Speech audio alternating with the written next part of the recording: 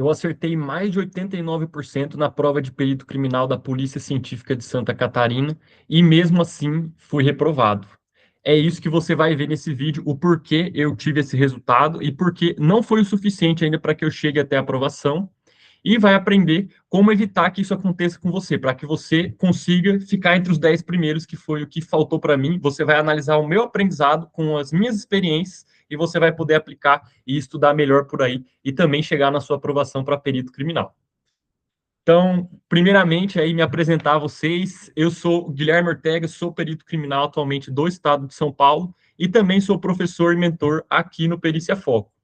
Então, prestei aí a prova de Santa Catarina. Vou dar um aparato geral aí do que nós vamos ter nesse vídeo para você entender o que vai ser falado aqui. Nós vamos passar aqui cerca de meia hora até uma hora, não sei muito bem quanto tempo vai dar esse vídeo, mas vai ser um vídeo bem completo que eu vou analisar totalmente o meu desempenho. Então, vai ser um vídeo que, para quem gosta de fofoca, vocês vão saber as questões que eu errei. Eu vou abrir todas as questões que eu errei aqui com vocês, para que vocês vejam e aprendam com os meus erros também. E vou dar um plano de ação do que eu faria para melhorar caso eu preste aí a prova de perito criminal do Distrito Federal. Não vou garantir que eu vou prestar, nem que não vou prestar. Estou analisando ainda o cenário, se vai valer a pena para a minha situação ou não, mas em breve você saberá se eu irei prestar ou não aí a prova da PCDF. Mas o intuito é dar sugestões do que eu faria para melhorar esse desempenho desse aluno de maneira genérica, que é basicamente o que a gente faz na nossa mentoria.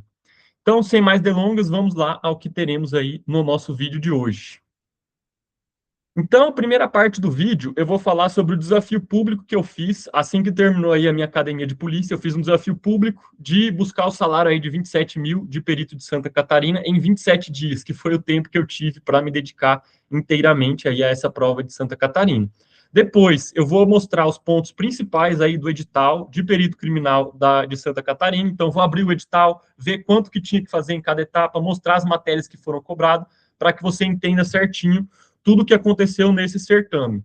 Vou passar na parte 3 do vídeo sobre as questões anuladas da banca. Então, quais questões a banca anulou e mudou o gabarito também. Vamos fazer uma análise global sobre isso. E vou abrir a minha prova e vou mostrar todos os meus erros na prática. Ó, tá aqui meu gabarito, postei lá no Instagram também. Vamos olhar questão por questão, vou falar o que eu errei. Essa parte aqui, gente, vai ser tensa, porque vocês vão ver depois que eu fiquei por muito pouco para ser aprovado. Faltaram coisa de 2 questões ali, se eu não estou enganado. Depois a gente vai ver aqui no final do vídeo. Vai ser uma parte dolorida, mas faz parte. Nem sempre dá para a gente vencer e a gente tem que aprender aí com os fracassos também para vencer nas próximas vezes. E vou comparar também o meu desempenho com o primeiro lugar, que só tinha uma vaga para perito químico lá em Santa Catarina, e eu vou comparar também o meu desempenho com a última pessoa que foi chamada para o TAF, que ficou em 10º lugar, para ver o que faltou exatamente para mim, para eu chegar no resultado que eu queria. E a parte 6, eu vou falar as minhas orientações do que eu faria para melhorar esse desempenho para as próximas provas que eu vier a prestar. Por exemplo, aí, a prova da PCDF, que está para sair aí para os concursos de perito criminal. Então, vamos começar aí já sobre a parte do desafio público. Então, o que foi esse desafio público que eu fiz lá no Instagram? Então, eu saí da minha academia de polícia de São Paulo, só para vocês entenderem, tá? Vou dar um panorama geral aí de quem é o Guilherme Ortega, o perito Ortega. Eu sou engenheiro químico, eu me formei na UEM em 2024 e eu tomei posse aí no cargo de perito criminal do estado de São Paulo recentemente aí no ano de 2025, agosto de 2025 eu tomei posse, passei por toda a academia de polícia e atualmente estou aí trabalhando como perito criminal.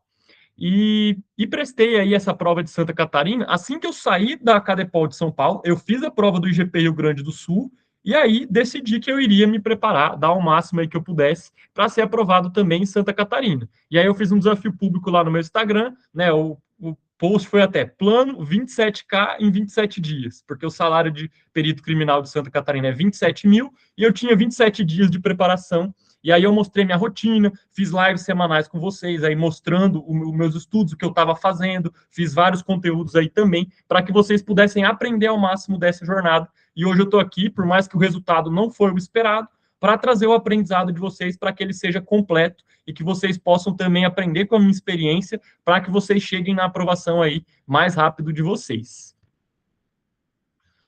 E trago aqui também uma frase do Napoleão Hill para dizer que nem sempre, né, tudo que a gente planeja sai certinho como a gente espera. E a frase aqui de Napoleão Hill é: você ter fracasso em alguma coisa simplesmente quer dizer que o seu plano precisa de alterações. O que isso quer dizer? Eu fracassei, eu não passei, eu queria ter ficado em primeiro lugar. A minha meta era ter ficado em primeiro lugar na primeira vaga. Mas não deu certo. Então, o que isso quer dizer? Não quer dizer que eu não sou capaz, que eu não tenho as habilidades necessárias, mas quer dizer simplesmente que o meu plano, ou seja, as ações que eu estava fazendo, a forma, o que eu estava fazendo, como eu estava fazendo, em qual momento eu estava fazendo. Então, o plano que eu estava seguindo para ser aprovado não estava condizente com o resultado, não foi o suficiente. Então, é exatamente isso que está dizendo. Se você fracassou, reprovou em alguma prova, isso quer dizer que você precisa ajustar algumas coisinhas na sua rotina, algumas ações que você vem fazendo errado, para que você tenha sucesso na sua próxima prova, no seu próximo objetivo. E é exatamente por isso que eu estou fazendo esse vídeo, para ver qual foi o erro do meu plano, o que o Guilherme fez de errado na preparação dele, nos processos dele, que não deu certo. E eu vou abrir aqui para vocês hoje isso, para vocês terem uma clareza do que aconteceu, para que você também saiba fazer a sua análise de desempenho e ver o que você precisa melhorar para que chegue na aprovação também. Que você seja esse primeiro lugar, assim como eu queria ser, né, desse de Santa Catarina, e quem sabe será nos próximos aí. E agora vamos para o edital de Santa Catarina, então. Primeira parte do desafio público já finalizado, então fiz a promessa, estou trazendo aqui o vídeo para provar para vocês tudo que foi feito e mostrar o resultado. Vou abrir toda a minha prova aqui para vocês em breve. Vamos passar rapidamente aqui pelo edital de perito criminal de Santa Catarina. Deixa eu compartilhar minha tela com vocês. Maravilha. Fechar aqui. Então, vamos aqui para o edital da prova de Santa Catarina. Saiu em dezembro de 2025. A prova foi no mês passado, aí de fevereiro de 2025 e 26, no caso. E vamos lá. Vamos começar aqui. A minha área, como eu falei, eu sou formado em engenharia química, já vou procurar aqui a minha área que foi aceita no concurso. Vou passar todas as graduações aqui que foram aceitas rapidinho nesse certame. Então, teve vagas para a área ambiental, para a área de áudio e imagem, para a área de ciências aeronáuticas, para a área de ciências biológicas, para a área de ciências sociais, engenharia civil, geologia e engenharia de minas, informática, que é uma área que vem crescendo muito. Observe, gente, essa tendência na área da perícia, né, de estar precisando de profissionais da informática. A maioria dos cargos aqui, ó, pode ver que tem uma vaga, duas. Já a informática vieram 7 vagas.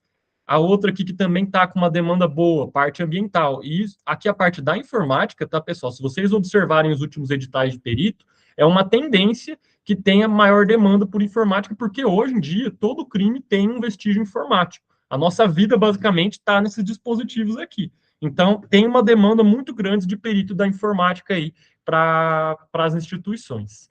E a vaga que eu concorri, química, diploma em química, engenharia química, ou química industrial, ou farmácia também concorreu com química.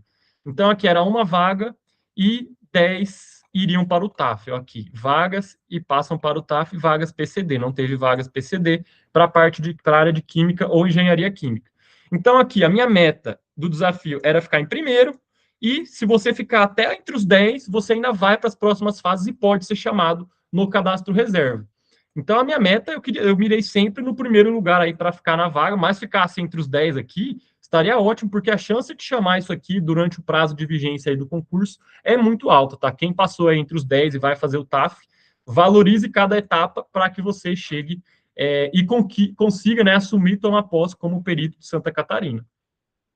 Então, essa foi a área, né? Vamos agora para as etapas do certame, para mostrar para vocês um pouquinho do que é importante você analisar. Cadê? Aqui, ó, para ser classificado, as etapas aqui do certame. Ops, espera aí, tá faltando a prova objetiva. Aqui, ó, avaliação.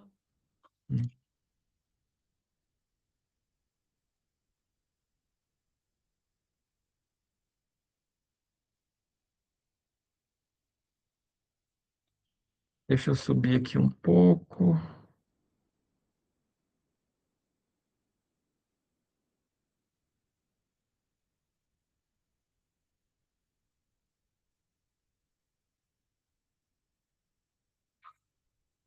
Requisitos para admissão. Aqui, gente, uma orientação também para vocês. Sempre leiam todo o edital, tá? Aqui eu estou passando só pelos pontos mais importantes, mas para você que vai prestar qualquer concurso, se você não tem edital ainda, pegue o edital antigo, o último edital do estado que você pretende prestar e estude ele. Se já saiu o seu edital, você tem que ler e entender certinho ele. Mas basicamente aqui o que a gente tem das etapas, tá? Eu não achei aqui, depois se alguém achar, manda aqui para nós, mas basicamente você precisava passar na prova objetiva, não tinha redação, TAF, avaliação psicológica e investigação social, e aí já vai para o curso de formação. Então, vamos aqui para a parte da prova objetiva, que é onde a maioria do pessoal vai caiu realmente, tá?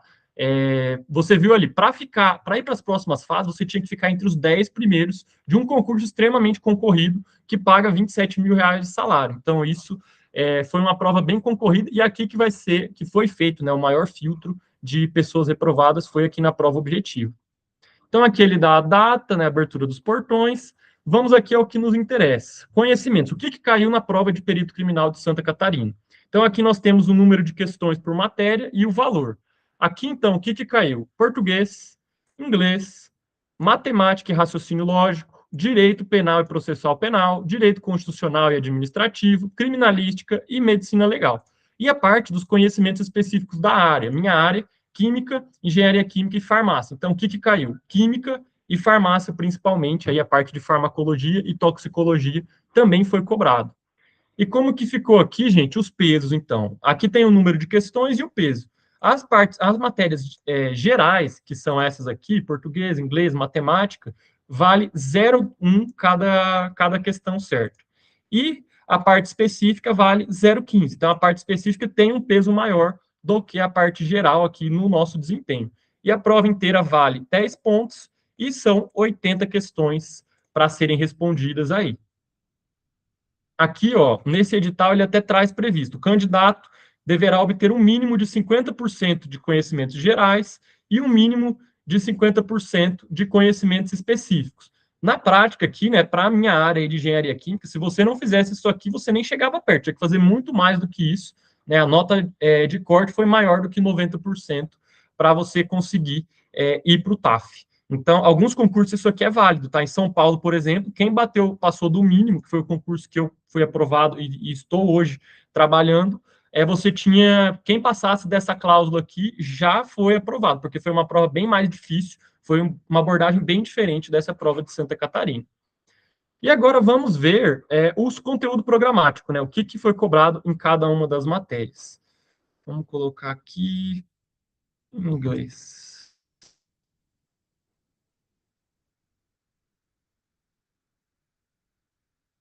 Maravilha. Então, aqui a gente tem, ó, todos os assuntos que foram cobrados. Então, português. Aquele edital padrão de português, né? Quase todos os editais são padrão de português. E a parte de redação oficial também que cai. Língua inglesa. Caiu a parte de interpretação de texto. A parte de gramática também foi cobrada. Matemática e raciocínio lógico. Isso aqui é bem importante, tá, pessoal? Algumas provas de perito cobram só a parte de lógica, que é essa parte inicial aqui. Aqui, ó, a parte de lógica. Essa parte aqui de Santa Catarina, a prova de Santa Catarina, trouxe também a parte de matemática. Então, números racionais, caiu até questões de números complexos, né, que eu até estava estudando, postei ali que eu dei uma revisada em números complexos e caiu. Então, caiu isso aí, regra de três, divisão, proporção. Então, a parte de matemática também foi bem relevante aí nessa prova de Santa Catarina. Caiu também a parte de direito, sempre vem aí nos concursos de perito, então a parte de direito penal, teoria do crime, crimes contra a pessoa, crimes contra o patrimônio, crimes contra a fé pública, a parte de inquérito policial, vocês vão ver que eu errei uma questão de inquérito policial, cadeia de custódia, então a parte de direito penal e processo penal, caiu também a parte de direito constitucional e administrativo. A base ali da criminalística, né, da perícia em si, caiu criminalística e medicina legal, né, vocês vão ver, gente, que, no geral, a parte de criminalística e medicina legal é relevante, mas todo mundo, basicamente, tira nota máxima aqui. Vocês vão ver que eu perdi uma questão de criminalística, eu vou mostrar ela aqui para vocês hoje, mas aqui é obrigação você mandar bem aqui e se diferenciar nas matérias aqui gerais ou na sua matéria específica, que é o que nós vamos ver aqui para a área da química. Deixa eu já achar aqui.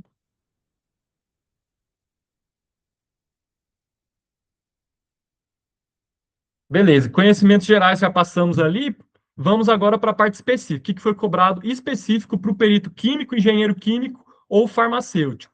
Então, caiu química geral, tabela periódica, soluções, físico-química, caiu aí a parte de termodinâmica, de equilíbrio, de cinética, parte de química inorgânica, química orgânica, química analítica, muito útil aí na perícia, né? A parte de química analítica, cromatografia, espectroscopia, espectrometria de massas, química forense, farmacologia, toxicologia e essa lei, a portaria 344 e suas atualizações. Então, foi um edital bem padrão, tá? Os editais de perito químico geralmente cobram isso, tá? Então, provas que eu já fiz parecida com essa, como perito de Pernambuco, é bem parecida com essa, perito de Sergipe. A prova da PF, o edital, né, que não teve nesse último, o último edital da PF que teve para perito químico foi em 2018, era um edital bem parecido com esse aqui. Então, um conteúdo previsível aí de química também, que foi cobrado pela banca FEPES aqui para a prova de Santa Catarina.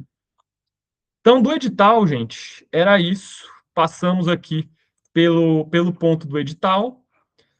Vamos agora para a próxima etapa, na qual nós vamos avaliar as questões da banca. Então, vamos ver as questões que foram anuladas e que teve mudança de gabarito. Eu vou passar aqui para vocês, gente, a minha base com o que eu estudei. Deixo para vocês comentarem aí se a banca anulou certo, mudou o gabarito correto. Deixo para você fazer o seu comentário aí também. Aqui eu vou mostrar as questões, vou trazer o fundamento do que eu estudei para cada uma das questões também, o que é certo, o que é errado, o que eu concordo com a banca e o que eu discordo.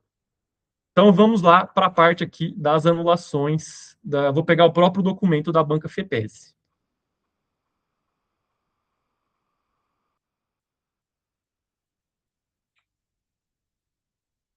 Opa.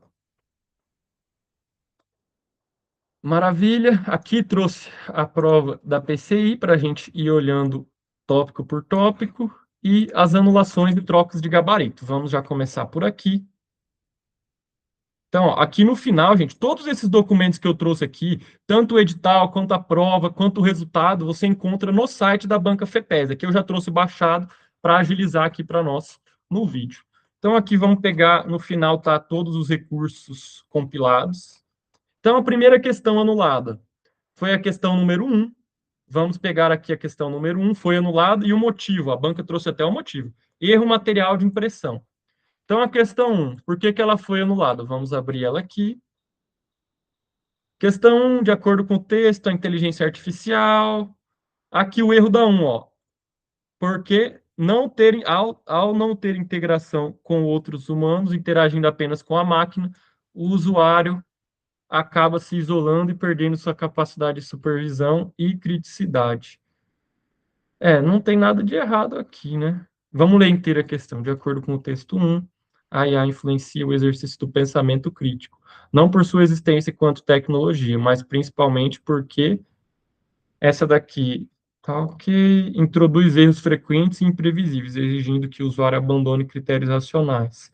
Acelera processos cognitivos, tornando o pensamento crítico algo que se faz automaticamente. Ao não ter integração com outros humanos. Olha, gente, nessa daqui eu não achei um erro assim de digitação igual tá aqui na banca. Ela falou que tem um erro material de impressão. Agora, qual erro é, eu não sei. Eu tinha marcado, né, como vocês veem aqui, eu tinha marcado exatamente a resposta que deu no gabarito, mas a banca acabou anulando. Não entendi qual foi esse erro de impressão aqui da questão 1.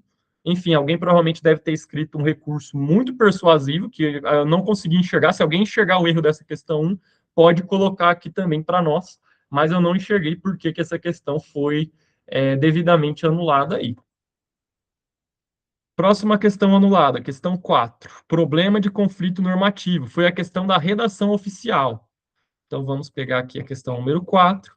Ó, foi uma questão de redação oficial. Segundo o Manual de Redação da Presidência da República, qual diferença se estabelece entre o tratamento conferido ao presidente da República e ao vice-presidente da República nos textos oficiais? Aqui, eu acho, né, essa questão aqui estava de acordo com o manual de redação da Presidência da República, porém foi anulada porque tem normativas que são distintas do manual. Então, como tem esse conflito normativo, né, é o que a banca colocou aqui, ó, problema de conflito normativo. Tem outras normas que são contrárias ao manual de correspondência da Presidência da República.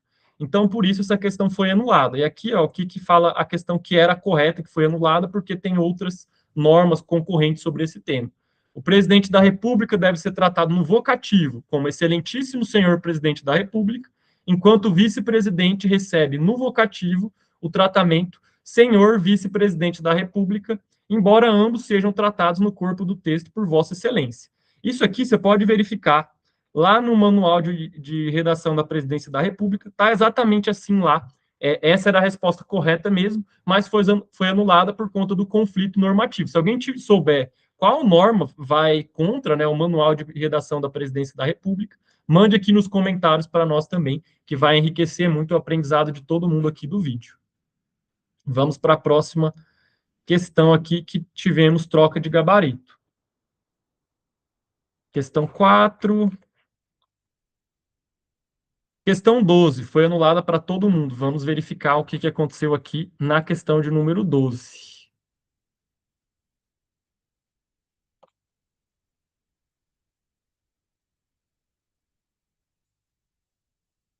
Questão 12. Beleza, é uma questão de raciocínio lógico. Em um procedimento de recebimento de vestígios, o manual interno estabelece: se o lacre do invólucro está íntegro, então o vestígio é aceito como não violado. Beleza, aqui a gente tem uma condicional. Então é o se, então, é uma condicional. Qual alternativa expressa uma ideia logicamente equivalente, mantendo o sentido do protocolo? Então, aqui, ideia logicamente equivalente, quer dizer, ele quer uma equivalência lógica do condicional. Aí aqui você tem que lembrar na hora que está resolvendo a prova. Quais são as equivalências do condicional? Você tem o Neymar, nega a primeira ou mantém a segunda, e você tem também a contrapositiva, que você troca as proposições simples de posição e nega as duas, mantendo o condicional se então. E aí, quando eu olho aqui nas respostas, ó, eu vejo que a maioria tem o se então. Então, como que é a equivalência lógica dessa assertiva com o se então? Você vai ter que trocar, inverte elas de posição e nega cada uma delas. Então, é o famoso nega-nega, troca-troca. Então, eu tenho que negar primeiro a segunda. Então, vamos lá. O vestígio é aceito como não violado. Como que eu nego isso aqui? O vestígio é aceito como violado. Eu tiro o não. Então, a primeira, se o vestígio é aceito como violado, beleza, até aqui está correto. Vamos ver a segunda parte. Tem que negar essa daqui agora. A primeira. Então, o lacre do invólucro está íntegro. Como que eu nego isso? O lacre do invólucro não está íntegro. Então, o lacre não está íntegro. Ó. Ele inverteu a ordem e negou cada uma delas. Perfeito aqui a equivalência. Vamos ver por que essa questão foi anulada aqui, segundo a banca. Questão 12. Motivo da anulação. Imprecisão na formulação da equivalência lógica solicitada. Olha, eu não vejo nenhuma imprecisão aqui. As questões de RLM que você responde, que você treina das bancas, não vejo, tá com base nas várias questões que eu respondi, não vejo nada a ser alterado aqui. Novamente, alguém escreveu um recurso muito bom que fez com que isso fosse alterado, mas não vejo razão aí para ter sido anulada uma questão que aparentemente está redonda. Vamos para a próxima questão anulada. Questão 41, da prova de química. Ó. Então vamos lá. Essa daqui eu concordo, eu solicitei esse recurso, gente. O íon manganês estava escrito errado aqui na prova. Vamos pegar aqui a questão 41.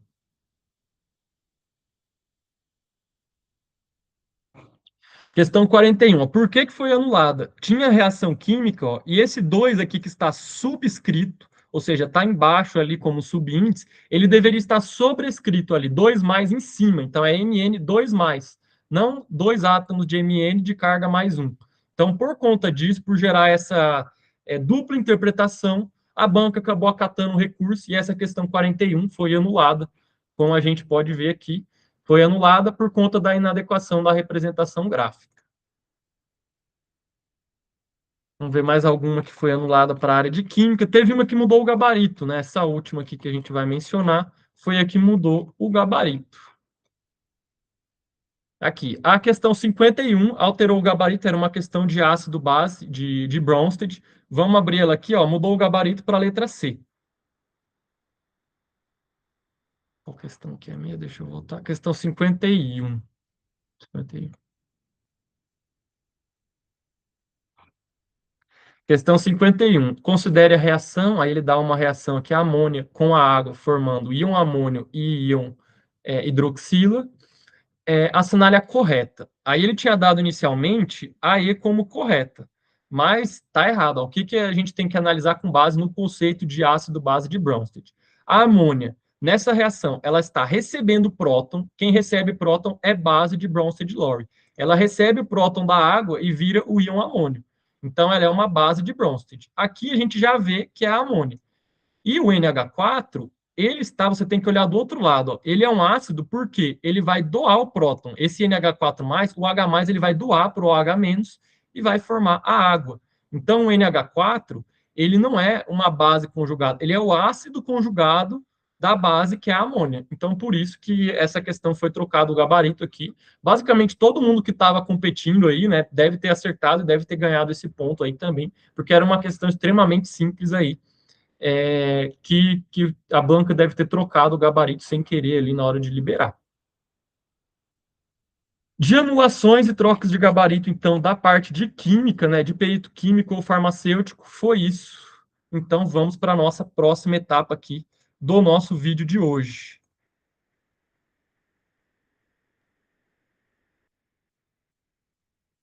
Vamos ver aqui, próxima etapa, então. Agora eu vou mostrar questão por questão que eu errei. Agora é a parte da tristeza. Vamos abrir aqui. Por que eu perdi toda essa pontuação, né? Porque eu errei ali, fiquei abaixo dos 90%. Vou mostrar por que eu errei, vou abrir o jogo aqui com vocês, tá? Vou mostrar correto, vou explicar por que eu marquei errado, talvez você também esteja cometendo esse erro, e vou trazer o conceito certo para que você, além de ver o que eu errei, você estude um pouquinho e revise também para o seu próximo concurso de perito. Deixa eu só tomar uma água aqui, gente.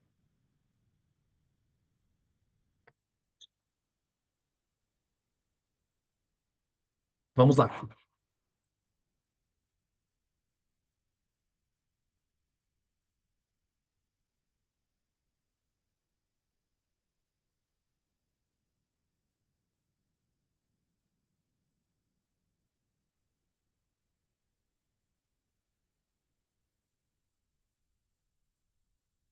Então vamos passando aqui. Português, primeira parte de português, nenhuma errada. Inglês, também nenhuma errada. Matemática e raciocínio lógico, nenhuma errada. Aí chegamos em direito processual penal e direito penal. Primeira certa, segunda certa, terceira certa, 24 errada. Essa daqui é uma das que não poderia ter errado. Vamos lá. Assinale a correta quanto ao inquérito policial. Então, aqui ele quer a correta quanto ao inquérito. A banca deu como correta a letra A, que realmente está correta, depois eu fui verificar. Todos os atos e procedimentos realizados ao longo do inquérito policial deverão ser documentados. Então, tem lá que, no Código de Processo Penal, tem lá que o delegado deve reduzir todos os elementos de investigação do inquérito a termo e assinar. Beleza. A minha dúvida foi, na hora da prova, quanto a isso, todos os atos. Então, tudo deve ser reduzido a termo. Agora, todos os atos que são feitos, será que devem ser realmente documentados? Ficou essa dúvida na minha interpretação aí do CPP. Tá? Foi um erro meu de não ter revisado. Se eu tivesse revisado mais, estaria mais fixo na minha mente e eu não teria esse tipo de dúvida e teria marcado a letra A. E por que eu marquei a letra E aqui? A ausência de contraditório e ampla defesa durante a fase do inquérito policial são causa de nulidade do procedimento. Eu pensei, tá, no inquérito, se o advogado não tiver acesso aos documentos, né, já documentados, ao processo já documentado, isso gera nulidade. Isso tem uma súmula do STF que fala sobre isso. Porém, tem outra súmula também que fala sobre a ausência de contraditório e ampla defesa não é motivo para a nulidade do procedimento. Então, tem outra súmula do STF que diz que isso daqui não gera nulidade. Então, o que faltou, a meu ver, para eu acertar essa questão? Ter revisado mais, ter aprofundado mais nas súmulas do STF, ter estudado mais não só a lei seca, mas também o entendimento jurisprudencial. Então, acabei perdendo essa questão aqui, que vocês vão ver mais para frente, vai custar caro aí para mim. Questão 25 correta. Deixa eu só verificar se eu não esqueci de falar nada. Eu trago aqui também uma colinha para mim. Questão 4. Cadê? Aqui, questão 24. Eu errei por falta de aprofundamento na jurisprudência e má interpretação. Aquilo que eu falei, eu interpretei equivocadamente essa parte aqui de todos os atos. Se tudo deve ser reduzido a termo, todos os atos devem ser documentados. Então, essa é a letra A mesmo, não tenho que se discutir. Próxima que eu errei aqui, questão 29. Essa daqui é aquela que você talvez ache que não vai cair, porque é muito decorado e cai, gente. Se você tem direito constitucional aí, a parte de direito de nacionalidade, pode cair. Quais são os cargos privativos de brasileiros natos? E aqui ele dava e queria saber quais são os corretos. Então, aqui, eu realmente, galera, não decorei. Isso aqui foi um ponto que eu devia ter decorado, devia ter feito o Anki para decorar e não fiz. Faltou, então, aprofundamento meu para ter focado nisso. Então foi isso. Vou aproveitar e vou ensinar vocês aqui como criar um mnemônico, né? Criar um mnemônico para você decorar essas informações que é decorado. Tem um rol de cargos que são privativos de brasileiros natos. Você precisa decorar isso. Vou mostrar aqui no Gemini como que você pode fazer isso com inteligência artificial de graça. Então aqui, ó, o que eu fiz?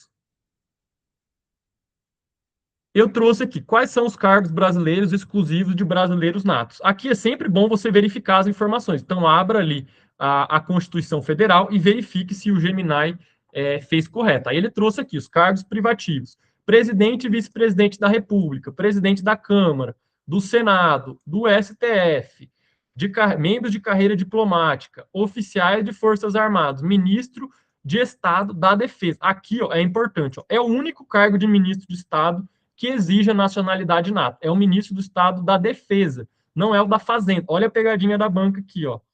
Ministro de Estado da Fazenda. Não, não é privativo de brasileiro nato. É só o da Defesa que é privativo de brasileiro nato. Então, a pegadinha da banca tem que decorar, tem que criar um macete aqui para decorar todos esses cargos que são exclusivos de brasileiro nato. Eu acabei titubeando, não fazendo isso, e acabei perdendo a questão aqui. Aí eu mandei aqui, ó, preciso que crie um macete acrônimo para que eu decore quais são os cargos exclusivos de brasileiros natos e quais não são, por favor, com base na Constituição. Aí ele criou um macete, ó, um macete que já é bem famoso aí no meio dos concurseiros, né? Ele até trouxe. É o acrônimo mais famoso e eficiente. Então ele já trouxe porque já é bem consolidado esse dos cargos exclusivos de brasileiros natos. MP3.com, M por quê? Ministro do STF, são todos os 11, ó, ele até trouxe aqui a exceção. MP3, 3 cargos que começam com P: presidente e vice-presidente da República, presidente da Câmara dos Deputados, presidente do Senado. .com, aí agora chega o com, carreira diplomática, oficial das Forças Armadas, e M, ministro do Estado da Defesa. Tem que lembrar que é o da Defesa, não é todo ministro de Estado. E aí ele trouxe até outras dicas. Então é assim que você gera um mnemônico. Aí o que você pode fazer? A gente pode criar flashcard aqui com base nisso. Eu vou precisar decorar essa informação. Eu vi que os concursos cobram isso. E eu não quero perder caso caia uma questão desse tipo. Como que eu posso fazer com que essa informação seja repetida na minha mente de maneira espaçada até que eu decore isso? E aí a gente vem aqui para o Anki, que é a ferramenta que eu recomendo que vocês tenham. Aqui eu não vou entrar em muitos detalhes, né, de como você baixa e utiliza o Anki. Vou supor que você já sabe isso. Nós temos também os nossos flashcards aí do Anki, caso você queira. Vou deixar aqui na descrição para vocês. Mas aqui, ó, direito constitucional. Essa parte aqui, que foi cobrada nessa questão, é uma parte de direito de nacionalidade. Então, aqui no nos meus flashcards de constitucional, eu não tenho ainda essa matéria. Então, eu vou acabar criando um novo baralho para ele. Então, eu clico aqui em qualquer uma das partes aqui que está, porque eu vou aproveitar a segurança pública. Aí eu venho em criar baralho, aí eu vou criar, dentro de constitucional, eu vou criar um baralho que vai chamar direitos de nacionalidade. Direito de nacionalidade. Beleza. Ó, já criou aqui, direito de nacionalidade. Aí eu vou criar aqui um flashcard. Então eu quero gravar, vamos pegar uma informação aqui do nosso macete para que eu possa gravar. Então eu vou querer gravar aquele ponto principal aqui, que só o ministro de Estado da Defesa é o único cargo de ministro de Estado que exige a nacionalidade nata. Os demais podem ser ocupados por naturalizados. Então, o que, que eu vou fazer? Eu vou copiar isso aqui. E eu vou colar. Aí, o que, que eu posso fazer? Eu quero lembrar que o único ministro de Estado que é de brasileiro nato é o da Defesa. Então, o que, que eu vou fazer? Eu vou usar uma omissão de palavras, eu venho aqui em base, vou colocar como omissão de palavras, e eu clico aqui, ó, nesses três pontinhos entre colchetes. Então, o que, que vai acontecer aqui quando eu vir fazer esse flashcard? Ele vai esconder ministro de Estado e vai estar entre parênteses ali para eu tentar lembrar, não vai mostrar. E eu vou ter que buscar na minha memória essa informação, que é o único cargo de ministro de Estado que exige a nacionalidade nata. Os demais podem ser ocupados por naturalizados. Aqui, se eu quiser colocar alguma outra coisa, algum outro explicação, eu posso. Por exemplo, se eu quiser colocar o macete do mp3.com. Então, eu posso colocar aqui, se eu quiser copiar e colar.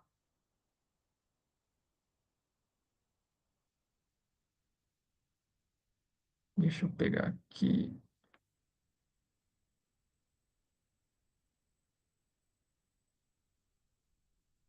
Não deu muito certo copiar e colar dessa forma, mas se eu quiser colocar alguma informação aqui, sem problema algum. Você pode pôr também, complementar se quiser trazer mais alguma coisa. Mas aqui eu vou criar e vou mostrar para vocês como é que fica na prática. Então, agora eu criei, vamos já resolver aqui. Ó. Tem um aqui, vamos estudar esse. Olha como que ele aparece para nós. Ministro de Estado, aí aqui, ó, tá em azulzinho ali, eu tenho que lembrar. Ministro de Estado, qual que é o único cargo de ministro de Estado que exige nacionalidade nata? Os demais podem ser ocupados por naturalizados. Ah, é o ministro de Estado da Defesa. Não aceita da Fazenda ou qualquer outro ministro de Estado. Então, o ministro de Estado da Defesa é o único cargo de ministro de Estado que exige a nacionalidade nata. Aí aqui você marca. Ah, foi bom, foi fácil, foi difícil, foi de novo. Aqui no meu caso foi fácil porque eu acabei de ver. Ele vai repetir para mim daqui a 3 dias, ele vai aparecer de novo esse card para mim, para que eu não esqueça essa informação no longo prazo. Vou deixar sincronizado, mas é assim que você cria o Anki. Então aqui faltou decorar. Qual que era a resposta? Apenas a 2 e a 3, ó, presidente do Senado e presidente da Câmara dos Deputados. Ministro do Superior Tribunal de Justiça não é de privativo de brasileiro nato, é só ministro do Superior Tribunal Federal, do STF, não do STJ, e ministro de Estado da Fazenda, não, ministro de Estado da Defesa. Então, por isso que estava errado. Eu acabei marcando aqui, deixa eu até verificar, questão 29, marquei a letra E, equivocadamente, eu achei que era 1, 3 e 4, acabei errando porque eu realmente não sabia, tá? Não foi um ponto que eu negligenciei aí na minha preparação, que se eu me preparar para os demais, não vai ser negligenciado e eu vou passar a acertar esse tipo de questão. Próxima questão aqui, vamos passando, questão 30, acertei, questão 31 de criminalística. Errei também, essa daqui doeu, gente. Deixa eu tomar uma água aqui.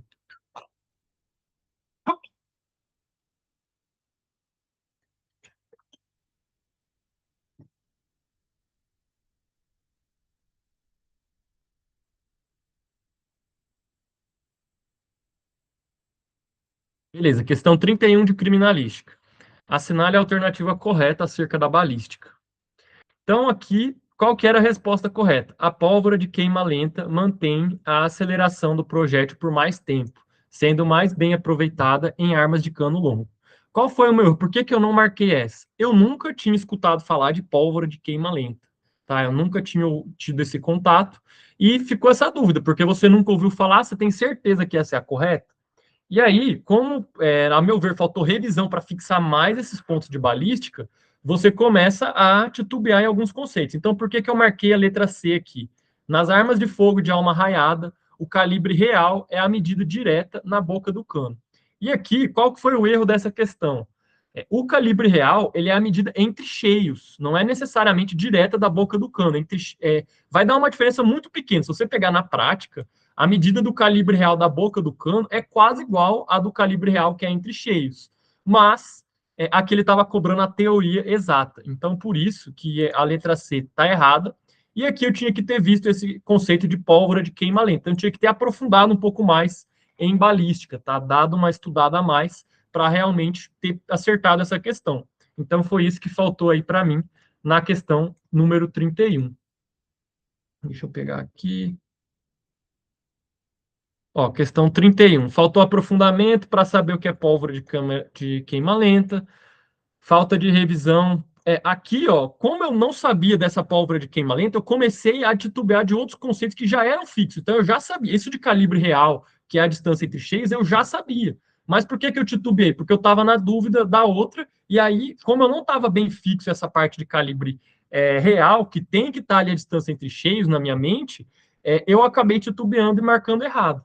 E aqui eu trouxe para vocês a diferença de calibre nominal e calibre real, né? O calibre nominal é o nome comercial. Então, arma .40, 9 milímetros, são calibres nominais do próprio fabricante. E o calibre real é a distância medida entre cheios. Ó. Então, o que faltou na questão?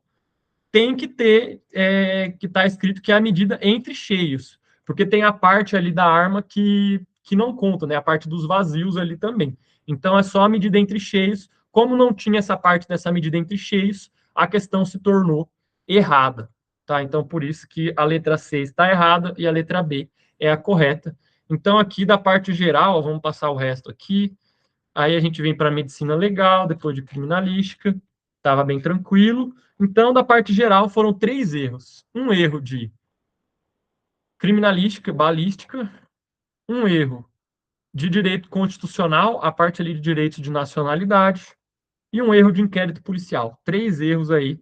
Perdi basicamente, cada erro perde 0,1, então eu perdi 0,3 aqui desses 3 erros da parte geral. Vamos agora para a parte da, de conhecimento específico de química e farmácia. Então, vamos passando aqui, fui acertando, essa deu recurso, acertando. Pode ver, gente, são vários acertos, mas um ou outro erro te destrói numa prova desse nível, tá? Você tem que estar numa atenção e não perder questão de bobeira. Basicamente, aqui, ó, questão 53, eu errei. Vamos lá, analise as afirmativas abaixo. Em análises forenses, a identificação do nitrato frequentemente é realizada por exclusão, pois esse ânion não forma precipitados característicos com reagentes clássicos. Os sais de nitrato são, em sua maioria, altamente solúveis em água e não participam de reações de precipitação com prata ou bário. Assinale a correta. Então, aqui, o que eu tinha que saber? Essa questão é de química analítica qualitativa, que é basicamente como que você identifica os íons, né, os principais ânions e cátions ali da química. E era uma questão que exigia uma decoreba, então você tinha que saber do ânion nitrato em específico. Nesse caso, o que você precisava saber do ânion nitrato? Que ele é um ânion extremamente solúvel e ele não forma precipitados. Então, as duas assertivas estão redondamente corretas. Então, como ele é solúvel, ele não forma precipitado característico. Então, ele é identificado por exclusão. Então, é isso que a primeira afirmativa A falou. E a parte do E aqui, da razão. Os sais de nitrato são altamente solúveis e não participam de reações de precipitação com prata ou bário. Então, aqui você tinha que saber, era decorado mesmo, faltou aprofundar, pegar esse ponto de química analítica qualitativa que eu estudei, revisar mais a fundo para fixar bem e não errar, né? Tem que ter decorado aí do ânion nitrato, poderia ter cobrado um outro ânion ou um outro cátion aqui também, e nós, químicos, engenheiros químicos e farmacêuticos, temos que estar preparado para esse tipo de questão. Então, a resposta correta é A e R são verdadeiras, e R, né, justifica o A. Então, o fato dele ser solúvel é a justificativa para ele ser frequentemente analisado por exclusão. Vamos até ver qual que eu marquei nessa aqui, 53. Eu marquei a letra E. Marquei a letra E de errado. Então, eu marquei que as duas são falsas. Eu não lembrava, eu achava que ele era, que o nitrato não era solúvel, que ele formava precipitado. A maioria dos ânions forma precipitado, né? Tem o AgCl, BaCl2.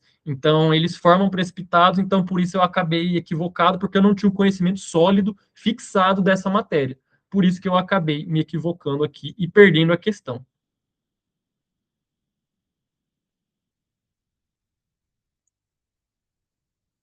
Maravilha, vamos para a próxima. Questão 54. Ó, errei duas em sequência aqui. 54. Entre os halogênios, a força oxidante diminui na sequência. Já vou pegar também aqui qual que eu marquei nessa. Questão 54. Marquei a letra B de bola. Aqui, basicamente, a força oxidante, né? Então a gente lembra que o agente oxidante é aquele que reduz. Quem reduz está recebendo elétrons. Então, qual foi o meu erro? Essa parte, geralmente, a gente estuda na parte de eletroquímica. É a parte que estuda ali pilha, eletrólise, e vai falar da força oxidante dos materiais. Eu até verifiquei antes dessa aula aqui para vocês, no meu material de estratégia não tinha essa parte de força oxidante em tabela periódica. Estava só em eletroquímica. E eletroquímica não estava no edital. Eu até tentei um recurso nessa questão, mas acabou não sendo aceito. Então, para você que está estudando tabela periódica, também já inclui ali a força oxidante na tabela para você já saber. Mas, basicamente, a força oxidante, ela obedece à mesma norma da eletronegatividade. Então, quanto mais eletronegativo, mais aquele átomo ele tende a receber, puxar o elétron para ele. E a força oxidante nada mais é do que a tendência do átomo a reduzir, a receber elétrons. Então, aqui a gente tinha que ir pela ordem de eletronegatividade. Então, a resposta correta era o mais eletronegativo para o menos eletronegativo. Então, flúor, cloro, bromo e iodo. Lembrando a regrinha aí da eletronegatividade. Fui ontem no clube brasileiro e só comi pão hoje. É o macete aí. Você vê que dá certinho ali. Esse macete eu acabei confundindo. Não sabia mesmo, né? Não estava fixo. Se eu não me engano, tem algum caso que tem uma exceção, que o cloro é mais forte que o flúor, e eu acabei confundindo os conceitos e errando a questão. Então, isso custou mais 0,15 pontos aqui da minha prova. Vamos verificar só se eu falei tudo certinho. Não tinha, a questão não tinha no meu material, então faltou o quê? Aprofundamento, e eu achei que o assunto não era abarcado pelo edital. Então foi isso, devia ter revisado mais e buscado mais informações, ido um pouco além ali no meu conhecimento. Maravilha, 55, 59, 60. Aqui, acertei, ó, uma página inteira correta. Questão 66, questão aqui de química analítica, perdão, não é de farmácia não, questão de química analítica. Em uma investigação forense, uma mesma amostra sólida é analisada por espectroscopia no infravermelho, utilizando duas abordagens, FTIR em pastilha de KBr e FTIR por reflectância total atenuada, ou ATR. Observam-se diferenças sutis nas posições das bandas e nas intensidades relativas dos sinais espectrais. Então, aqui ele mudou o mecanismo, né, de interação entre a radiação infravermelho e a amostra. Né? Quando você usa o KBR, você usa transmissão, e quando você usa o ATR, você usa a reflectância total atenuada, que são dois mecanismos distintos de interação entre a radiação infravermelho e a amostra. E no momento ali eu não estava com essa informação. Eu vi porque eu dei uma revisadinha aqui para gravar esse vídeo para você.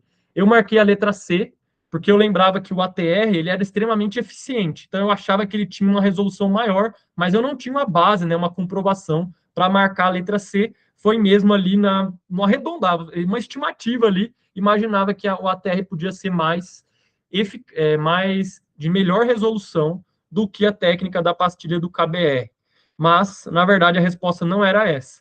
É até mais simples, né? Então, o que explica esse comportamento diferente? Que nós temos uma diferença do mecanismo de interação entre a radiação infravermelha e a amostra. Né? Nós temos 4 mecanismos de interação entre a radiação infravermelha e a amostra.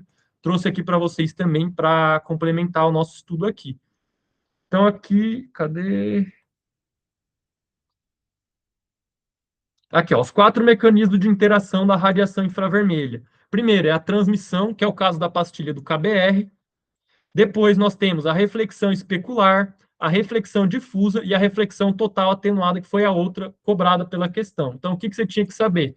Que a radiação infravermelha pode interagir de diferentes formas com a amostra. Pode ser por transmissão ou por reflexão total atenuada, e isso muda a resposta do exame, né, de espectroscopia por infravermelho. Se você soubesse isso, mataria a questão. Eu não sabia, não tinha fixado tanto, devia ter revisado mais, me aprofundado mais. Eu sabia até que tinha reflectância total atenuada, que era do infravermelho, sabia que tinha o FTIR por pastilha de KBR, mas eu não tinha fixado tanto que era uma maneira, um mecanismo distinto de interação com a radiação infravermelha. E por esse detalhe, acabei perdendo a questão 66 aqui também.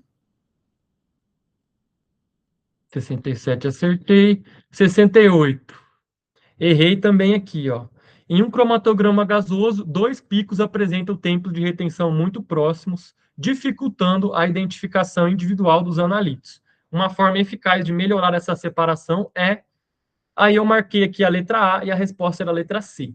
Por que que eu fui na letra A, tá, gente? A gente tem um grande número de questões cobrando os detectores de cromatografia gasosa, né? O detector de condutividade térmica, detector em chamas, detector por captura de elétrons e o espectrômetro de massas, que é o mais famoso aí. Então, como a gente tem tudo isso de detector, eu confesso que eu fui um pouco tendenciado a ir por isso. Nada, deve ser o detector, mesmo sem analisar. Só que se você para e reflete a situação em si, então o que, que aconteceu na prática, para a gente que é da área da química e da farmácia? Os dois picos, eles estavam em tempos de retenção muito próximos. O que, que isso quer dizer? Ele basicamente não conseguiu separar. Então, o que, que aconteceu? Como a interação era muito próxima, o que, que a gente tem que fazer para melhorar essa separação? Nós temos que alterar a fase estacionária para alterar a interação entre os componentes e esse tempo de retenção fique diferente entre os dois analitos, para que eu consiga separá-los. Então, eu tinha que trocar a fase estacionária, mudar o detector. Se a cromatografia não acontece, ela não tenha corrido, né, não tem essa separação, não adianta eu trocar o detector que não vai resolver. E foi esse o meu erro. Eu fui muito achando que era detector, muito buscando aproximar, e não analisei o fenômeno em si, que na verdade é alterar a fase estacionária da coluna, era a resposta correta. Então foi um pouco de pressa e simplificação, com falta também de estudo, né? Se eu soubesse, tivesse visto algo parecido com isso antes, né, de tempo de retenção, quando o tempo de retenção é próximo, a gente tem que trocar a fase estacionária, eu teria acertado também se eu tivesse revisado e estudado mais, feito uma questão parecida com essa. Mas não foi o que aconteceu, acabei perdendo aí essa questão por até um pouco de pressa e também a parte aqui de não ter tão fixo quando que troca o detector e quando que troca a fase estacionária. Aí eu trouxe aqui para vocês também um esquema para a gente saber quando que é necessário que a gente troque o detector da cromatografia e quando que é necessário trocar a fase estacionária. Então, como a gente viu, quando que troca a fase estacionária? Se a coluna não consegue separar completamente os analitos, ou seja, o tempo de retenção está muito próximo, os tempos de retenção estão próximos, não está separando os analitos. Ou se o tempo de eluição é muito longo. Se o tempo é muito longo, quer dizer que não está interagindo bem, então tem que mudar a fase estacionária. Então, aí você coloca uma fase estacionária que tenha maior seletividade ou afinidade pela mistura que você está passando. E quando que é o caso de trocar o detector?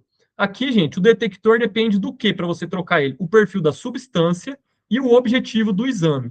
Então, aqui, para a substância, então, o perfil da substância. Se for um hidrocarboneto com ligação CH, é recomendado o detector de ionização em chama, DIC ou FID. Se for uma substância eletrofílica, como um halogenado, um nitrocomposto, um organometálico, é recomendado o detector por captura de elétrons, DCE ou ECD. E se for um gás nobre ou um gás fixo, como oxigênio e nitrogênio, é recomendado o detector de captura de elétron. Agora, se você quiser identificar conclusivamente aquela substância, aí tem que usar o espectrômetro de massas, que é basicamente a impressão digital ali do composto. Tá? Então, por isso que eu acabei errando, faltou teoria e também faltou um pouco de calma. Se eu tivesse tido um pouco mais de calma, tranquilidade, raciocinado, não aproximasse, é detector e pronto, talvez eu poderia ter respondido melhor essa questão também. Então, aqui é 68. Vamos para a próxima. 71, acertei, acertei.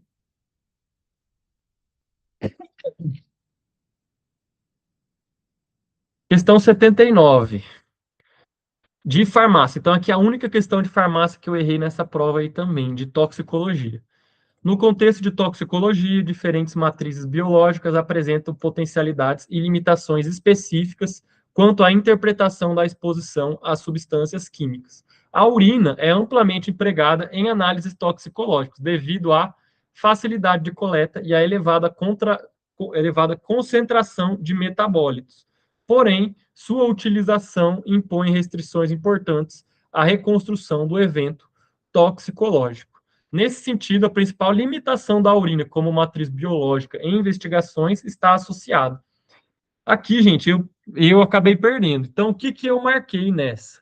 Eu imaginei que na urina, por ter muitos metabólitos, ó, qual que eu marquei foi a D, a ocorrência frequente de concentrações analíticas abaixo do limite de detecção para a grande parte dos xenobióticos. Deixa eu até verificar se foi a D mesmo. 79 foi a D mesmo.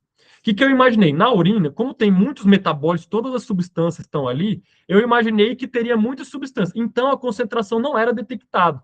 Mas isso foi uma constatação imprecisa minha, porque eu não revisei, devia ter revisado mais essa parte aí das amostras de toxicologia, né? Devia ter estudado mais, me aprofundado mais. Por não ter esse conhecimento fixo, acabei pensando que essa era a melhor opção ali na hora da prova e estava errado, né? Então, a principal limitação da urina não tem a ver com baixas concentrações analíticas, que não é detectável, né? Que está abaixo do limite de detecção. Não, isso não. A maioria das concentrações é detectável.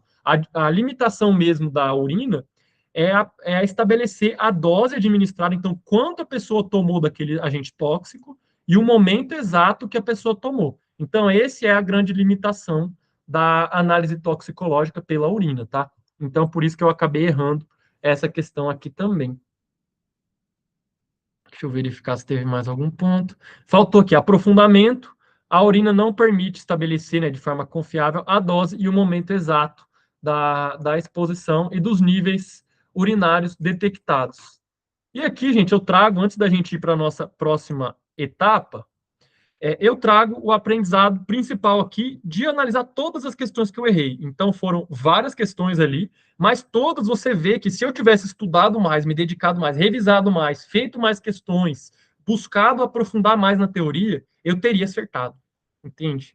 Isso é o que dói, porque você faz a preparação, você se prepara bem. Eu acertei ali, gente, eram 80 questões. Eu errei, acho que deu uma 7, se eu não estou enganado. Vamos contar aqui quantas eu errei certinho. Uma,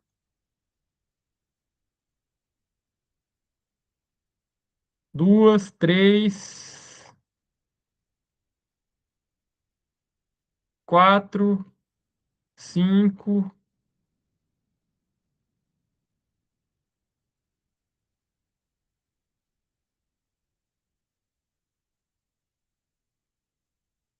seis, sete, oito. Eu errei 8 questões. Então foram 8 questões de 80. Então eu errei 10% ali da prova, eu acabei errando, né? Um pouquinho, como tem o peso ali, fiquei um pouco abaixo. Errei 8 questões. E das outras 72 que eu acertei, eu mandei bem. Então, o que que faltou? Esses detalhes da preparação, que é o aprofundamento, é o a mais ali que você tem que fazer, focar, fazer o básico bem feito, revisar bastante, que com um bom método, uma boa rotina de estudos, você consegue sanar isso. Claro, eu poderia dar as desculpas, que eu tive pouco tempo e tudo mais, mas não é a desculpa que faz. Eu poderia ter me preparado melhor nos meus 27 dias de preparação, poderia ter revisado esses assuntos, poderia ter aprofundado mais. É claro que a gente não sabe o que vai cair. Eu não sabia que ia vir uma questão exatamente sobre urina. Se eu soubesse, era claro que eu ia saber. Mas você tem que aprofundar, porque o edital é enorme, são muitos tópicos, e você tem que ter esse método de revisão e essa rotina de estudos, sem perder a constância e se aprofundando à medida que você consegue. Então, é isso que eu queria trazer para vocês. Outra informação, outra conclusão que eu tenho, né, analisando o meu desempenho aqui. A meu ver, como professor agora de concursos, a meu ver, era possível ter gabaritado essa prova. Então você vê que todas as questões ali, a pessoa que estudou, que revisou, que fez isso, que está com uma boa preparação em grande parte do edital, em todo o edital ali, conseguiria gabaritar essa prova, tá? O primeiro lugar, a gente vai ver, ele errou só 2 questões, mas era uma prova que dava, entendeu? Que dava para a pessoa ter gabaritado. Então, nesse tipo de prova, se vir uma prova fácil, igual essa de Santa Catarina, basicamente você vai ter que gabaritar se quiser buscar a sua aprovação e conquistar a sua aprovação. Beleza, então já passamos por todos os meus erros. Agora vamos comparar o desempenho. Então, vou abrir aqui o documento também da banca organizadora e vamos verificar aqui as notas. Então, vou abrir aqui com vocês.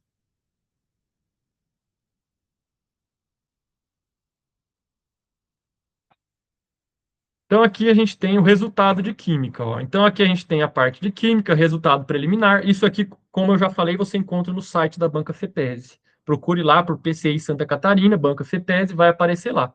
Então, nós temos aqui as notas. Meu desempenho está aqui, meu nominho aqui, Guilherme Henrique Herrerias Ortega. Minha pontuação, 8,95. Aí aqui, o que ele fez? Ele multiplicou os meus acertos da parte geral vezes 0,1 e da parte específica vezes 0,15. Então, eu fiquei com 8,95, minha colocação foi 25º. Os 10 primeiros que foram para o TAF, aqui, ó, 10º lugar. Foi a Ellen, foi a última que foi para o TAF. A nota dela, que foi a nota de corte, 9,20. Então, aqui, gente, o que faltou para mim para eu ter ficado com 9,20? Então, eu perdi, ó. Vamos fazer a continha aqui. Eu estou com 8,95. Se eu tivesse acertado mais uma questão de conhecimentos gerais, eu teria ganho 0,1. Então, ia para 9,05. Ainda não teria passado, né? Ainda não estaria aqui no 9,20.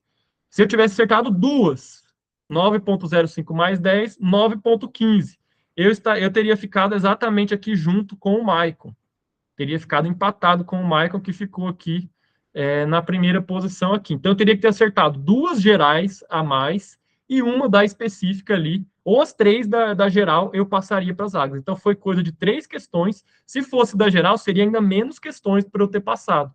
Seriam 2 questões ali de geral também, da parte específica, na verdade. 2 questões da específica, ó, eu iria de 8,95, mais uma específica iria para 9,1, mais uma da específica passaria de 9,20. Então, se eu tivesse acertado mais 2 da específica ou 3 geral, eu teria sido aprovado para o TAF. E para ficar aqui em primeiro, ó, teria que ter acertado, teria que ter errado só 2, ó. O Igor aqui arrebentou a boca do balão, ele errou só 2 da geral, com certeza foi da geral para ele ter perdido só 0,2. Então ele errou 2 questões da geral, basicamente gabaritou a prova aí, o doutor Igor, meus parabéns aí pelo desempenho, cara. Realmente de tirar o chapéu, mandou super bem aqui. E é isso, as comparações aí com os colegas aí que passaram, mandaram bem. Fica o aprendizado, teve coisas que eu poderia ter feito melhor.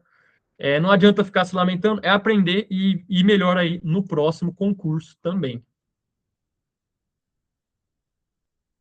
E agora vamos para o que eu faria para melhorar. Então, com base nesse resultado, em toda essa análise, eu vou trazer aqui para vocês os pontos, tá? Trouxe aqui 5 pontos que eu aplicaria caso eu volte a estudar para perito criminal da PCDF ou PSERD, qualquer outro concurso de perito criminal. O que eu faria agora com base no meu desempenho, no que eu acabei de ver, para o meu caso em específico. Então, vou até compartilhar a tela aqui com vocês.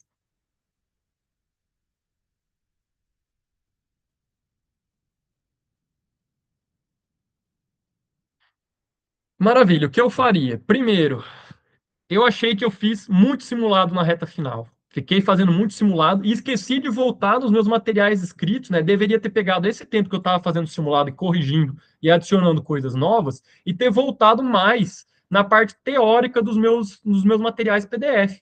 Porque aqui, gente, teve 3 questões dessas que estavam no meu PDF. Eu voltei lá no meu material do SmartPol, parte do Estratégia também, os materiais que eu tenho, 3 questões que eu perdi estavam no meu PDF. Se eu tivesse na reta final ali, nos últimos 21 dias, pego todos os meus PDFs e visto ali o que eu tinha marcado, eu teria acertado isso. Foi falta de revisão mesmo, poderia ter pego essas 3 questões e estaria fazendo o TAF. Então, vocês veem, foi um erro ali de estratégia minha de prova mesmo. Eu acabei optando por fazer mais simulado para tentar pegar coisas novas que pudessem vir de mais difícil e acabei deixando de voltar nos meus PDFs. Então, próxima vez, primeiro focar nos PDFs ali na reta final, nas últimas 2, 3 semanas, né? Pega mais nos PDFs, porque se você fez um bom estudo, tem PDFs bons, bons materiais, resolveu bastante questão, tem ali a sua base de conhecimento, cara, volte porque grande chance da prova ter questões que estão ali. Então, acabei, me arrependi de não ter gastado mais tempo ali nos PDFs e ter ficado muito em simulado na reta final. Não que simulado seja ruim, uma má estratégia, mas eu acho que muito simulado, igual eu fiz muitos simulados ali, 4 ou 5, se eu não estou enganado, Então, acabei ficando muito tempo focado nisso e não peguei para revisar a teoria. Porque assim, gente, nós concurseiros, quem está estudando sabe, é muito mais legal você fazer o simulado, ver o seu desempenho, comparar, ver questões novas, ver o que errou, do que pegar o seu material que é maçante, ir lá, estudar, melhorar, marcar. Mas o que dá resultado mesmo é voltar no seu material, melhorar, ver a teoria, não fugir das revisões, tá? Então, a revisão, a chave da aprovação está nas revisões, tá, pessoal? Que mais que eu faria? Estudar novamente os assuntos que eu errei. Então, ali, errei questão de cromatografia gasosa. Estudar novamente. Parte de inquérito policial. Gente, o inquérito policial é inquisitivo, ele não é acusatório. Eu poderia ter julgado também com base nisso que ele não era, né, não é uma fase de nulidade a ausência do contraditório em ampla defesa. Então, estudar novamente os assuntos que errei, complementando também as informações que faltaram no meu material e fazer as questões de fixação.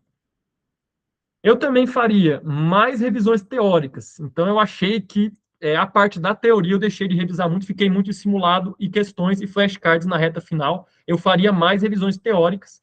E aqui, gente, hoje, com as tecnologias que nós temos, você pode jogar o seu PDF no notebook LM e você vai fazendo a revisão teórica conversando com ele. Então, você pega ali e fala, por exemplo, cromatografia gasosa. Você coloca o seu material de cromatografia e vai perguntando: olha, de cromatografia gasosa, eu sei o seguinte, aí você coloca tudo que você lembra de cabeça, sem colar do material, e fala, com base no meu material, o que mais a banca poderia me perguntar de pegadinha que eu não estou sabendo tão bem?